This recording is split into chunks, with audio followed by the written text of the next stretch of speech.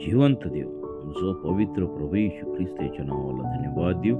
इब्री Lucas याचा 8वा अध्याय 12 वचनापासून मी आपल्यासाठी वाचतो.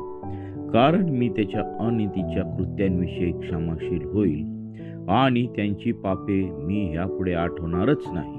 त्याने नवा असे म्हटल्याने पहिल्या कराराला जुना असे ठरवले आहे आणि ते जुने व जीर्ण होत आहे ते नाहीसे होण्याच्या बेतात आले आहे. 9वा अध्याय 1 वचनापासून मी वाचतो. जुने पवित्र स्थान नव्या पवित्र स्थानचे दर्शक आहे. पहिल्या करारातील उपासनेची विधी होते व पवित्र स्थान होते, पण ते पृथ्वीवरचे होते, कारण पहिला मंडप तयार केलेला होता. त्या दीपवृक्ष, मेज व समर्पित भाकरी होत्या, त्याला पवित्र स्थान म्हटले आहे. आणि दुसऱ्या पडद्याच्या पलीकडे परम पवित्र स्थान म्हटलेला मंडप होता. त्यात सोन्याचे धुपाटणे व सोन्याने चहूबाजूने मढवलेला कराराचा कोश होता. ह्या कोशात मांडणा ठेवलेले स्वर्ण पात्र, कळ्या आलेली अरुणाची काठी व कराराच्या पाट्या ही होती आणि त्यावरचे गौरवशाली करुबीम दयासनावर छाया करीत होते. ह्याविषयी आता सविस्तर सांगत नाही.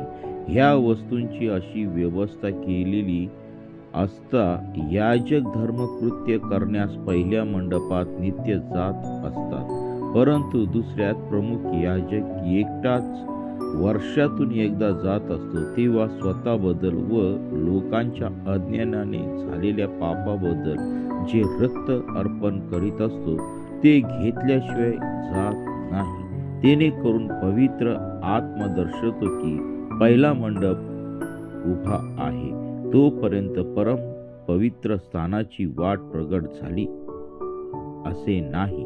तो मंडप वर्तमान काळी दृष्ट रूपात आहे.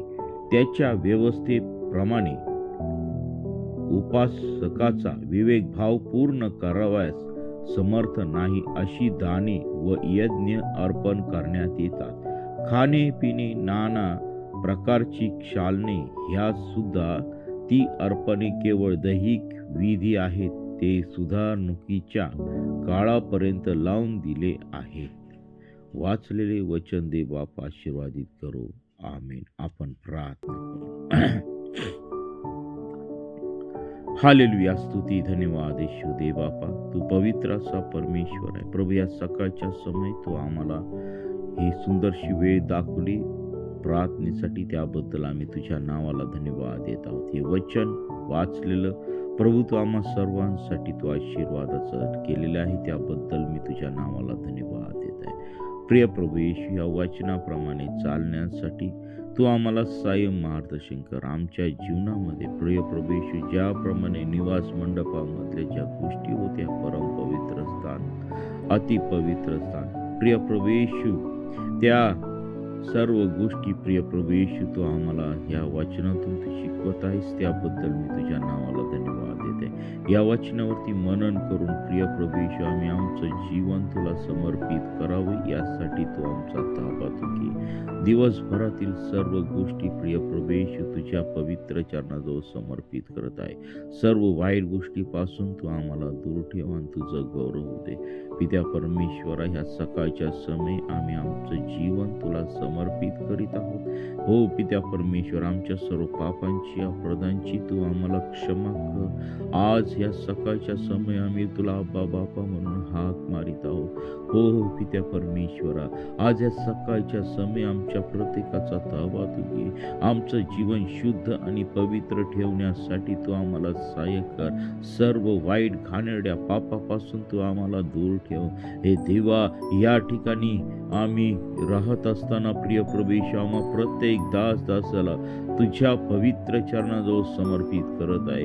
हो पित्या परमेश्वरा, आम्ही आमचं जीवनामध्ये तुला प्रथम स्थान देऊन आम्ही आमचं जीवनातील सर्व कामं बघावी, यासाठी तू आम्हाला सहाय्य कर, मार्गदर्शन कर. या जगामध्ये गुरफटून न जाता तुझ्या वचनामध्ये, तुझ्या पवित्र सामर्थ्यामध्ये, तुझ्या प्रार्थने, तुझ्या वचनात गुरफटून जावं, यासाठी प्रिय प्रभू येशू आमच्या प्रत्येकाचा ताबा तू घे.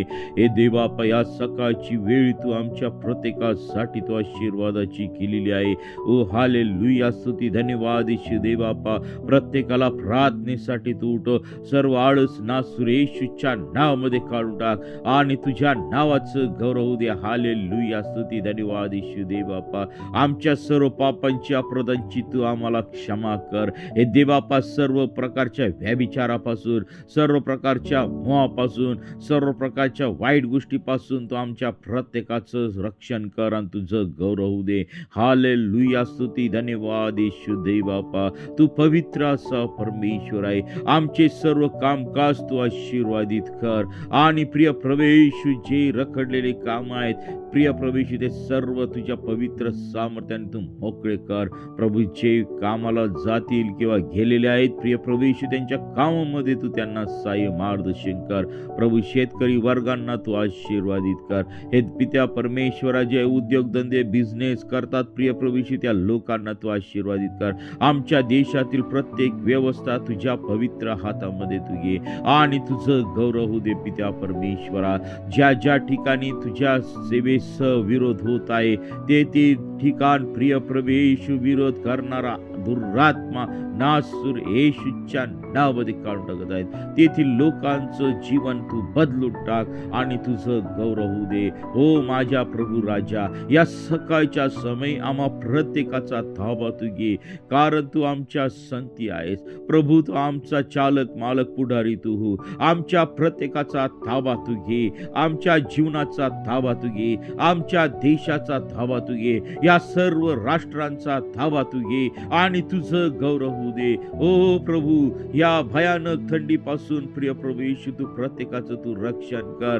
भयानक आजारांपासून तू रक्षण कर, भयानक शापांपासून तू रक्षण कर. आमचं जीवन शुद्ध आणि पवित्र ठेवण्यासाठी तू आम्हा प्रत्येकाला तू सहाय्य मार्गदर्शन कर.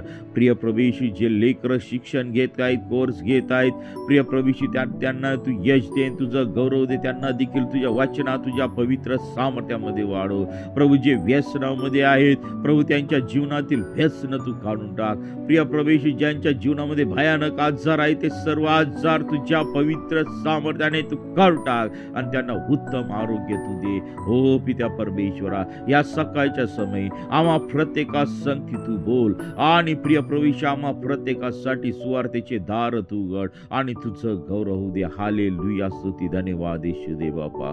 पवित्र परमेश्वर तू आहे, राजांचा राजा तू आहे, प्रभूंचा प्रभू तू आहे. तो आम्हा प्रत्येकाला तू सहाय्य कर, मार्गदर्शन कर. इथून पुढची वेळ काळ सर्व काही तुझ्या पवित्र चरणाजवळ समर्पित करत आहे. ही प्रार्थना येशूच्या नावाने माग